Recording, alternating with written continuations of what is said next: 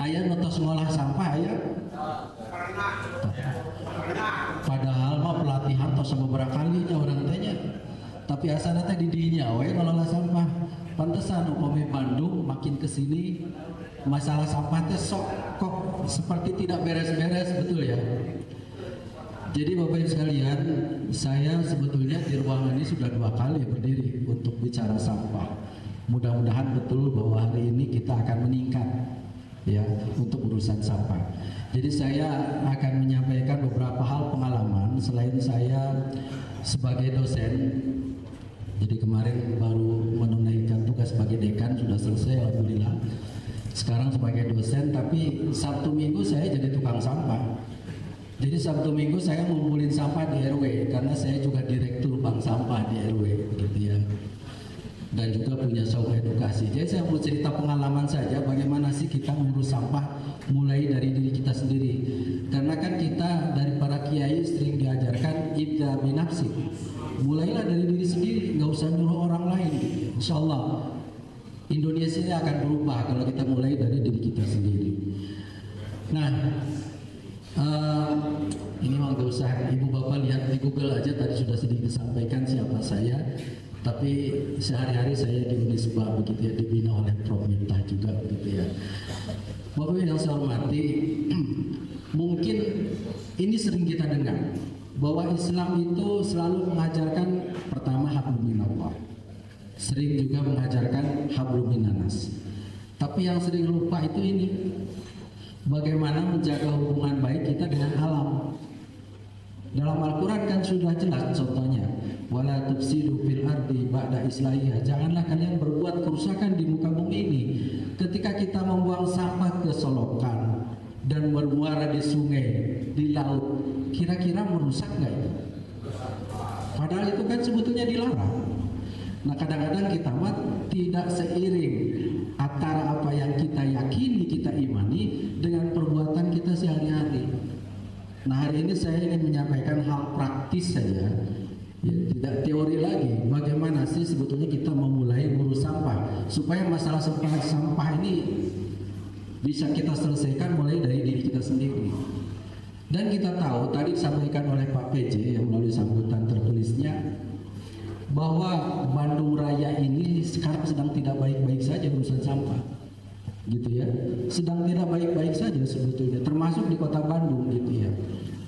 Sejak kapan? Sebetulnya sejak tahun 2005, masih ingat mungkin ya, ketika Lembah Gajah longsor, pernahkah kita lihat tumpukan sampah di mana-mana di kota Bandung? Ini mudah-mudahan ini tidak dilupakan, karena ini sebetulnya momentum perubahan kita harusnya. Harusnya ini jadikan hikmah untuk kita bahwa sesungguhnya selama ini kita salah ngurus sampah itu, gitu ya. Cuma sayangnya ini kita tidak jadikan hikmah. Kita lihat video ini. Suaranya nggak ada ya? Suaranya ada.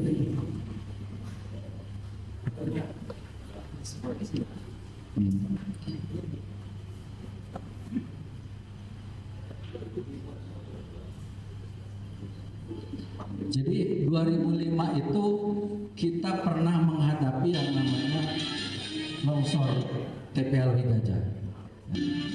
Kita lihat, ini 2005. Pemirsa, hingga hari ini timbunan sampah masih menumpuk di berbagai sudut kota Bandung. Padahal Wali Kota Bandung, Dada Rosada, pernah berjanji akan membersihkan sampah-sampah tersebut. Bau sampah sangat menyengat ketika kami mulai masuk di kota Bandung. Timbunan sampah berada di jalan-jalan utama, seperti di sepanjang Jalan Pasteur dan Jalan Sudirman. Walaupun dimasukkan ke dalam kantong dan ditutup oleh terpal, namun sampah ini menebar bau dan mengundang lalat. Alhasil timbunan sampah menjadi keseharian di kota yang berjuluk kota kembang ini. Namun warga terpaksa harus menutup hidup dengan lewat di kawasan ini. Warga Bandung saat ini menyebut kotanya sebagai Bandung Lautan Sampah. Sampah juga dibiarkan di jalan-jalan menuju perumahan dan pemukiman penduduk. Sudah 3 bulan lebih, sampah juga menumpuk di Jalan Ciamplas. Padahal kawasan ini adalah salah satu pusat perdagangan busana yang banyak dikunjungi oleh para pelancong. Dalam sehari, terdapat 4,5 juta ton sampah di Bandung. Bandung sudah dinyatakan sebagai kota darurat sampah. Namun janji wali kota membersihkan sampah belum juga dipenuhi. Pemirsa, beberapa warga yang kami temui menyatakan bahwa saat ini mereka sudah mulai ketakutan dengan beberapa penyakit seperti diare atau leptospirosis yang bisa ditimbulkan dari lalat dari tumpukan sampah ini. Dari Bandung, Jawa Barat, saya Lufiana dan Yogi Yusanto melaporkan. Wali Kota Bandung Dada Rosada menyatakan pihaknya sudah menyiapkan 3 tempat pembuangan akhir sementara. Namun rencana ini ternyata gagal. Kedatangan Presiden Susilo Bambang Yudhoyono tanggal 20 Mei besok dikhawatirkan tetap akan disambut dengan tumpukan sampah di jalan-jalan Kota Bandung. Kalau menjadikan bahwa hari ini hari terakhir Presiden sampah, tapi sampai saat ini sama-sama masih di Kota Bandung. Janji kesepakatan dengan Pak Bupati Garut menyatakan kita berdua bahwa memang bisa, karena memang sudah bisa. Sebagian warga masih menyatakan siap untuk menerima sampah Kota Bandung selama 3 bulan. Tapi dalam pelaksanaan kemarin juga ada penjagalan. Jadi terpaksa kita mencari lagi kalau memang masih maju tidak bisa. Dari semula Pak Bupatinya sudah mengizinkan dengan sebagian warga dan kemudian kita ada warga kecil juga yang menjegal. Tidak tahu, mungkin warga Republik Indonesia. Sementara itu, Menteri Lingkungan Hidup Rahmat Witoelar akan memperkarakan Wali Kota Bandung Dada Rosada bila tidak segera menyelesaikan masalah sampah. Menteri Lingkungan Hidup memberi waktu 2 bulan Wali Kota Bandung untuk menyelesaikan masalah sampah. Kita akan usahakan dan kita berikan sesuatu karena ini kan membahayakan penduduk itu menimbulkan penyakit dengan segala kegenaan saja tapi sampah. Kita akan menjadi sekarang tidak pasti salah. Mungkin wali kota semuanya yang tahu yang bisa Sejumlah perguruan tinggi sebetulnya telah mengusulkan teknologi pengolahan sampah kepada pemerintah Kota Bandung. Bagaimana teknologi tersebut dan mengapa sulit sekali diterapkan? Kita segera berbincang dengan peneliti soal sampah dari Universitas Islam Bandung, M. Satori. Selamat malam Pak Satori, terima kasih sudah bersama kami. Pak Satori, Pak Wali Kota punya waktu. Kata maka pungkur. Waktu masih 17 tahun. Intinya dari tayangan tadi sebetulnya bahwa kejadian itu harusnya kita jadikan hikmah. Supaya apa? Supaya kita berubah cara pandang kita, cara ngelola sampah. Dan apakah sekarang ini sudah selesai urusan sampah? Ternyata tidak. Nah, nanti kita akan lihat ya. Sekarang Ibu dan Bapak, sampah kita termasuk dari Kota Bandung itu kan diangkutnya ke Sarimukti. Sarimukti itu adalah TPA sementara dari tahun 2005, tapi dijadikan sementara. Kapasitas Sarimukti hanya dirancang 4 juta ton, tapi sekarang sudah terisi 14 juta ton.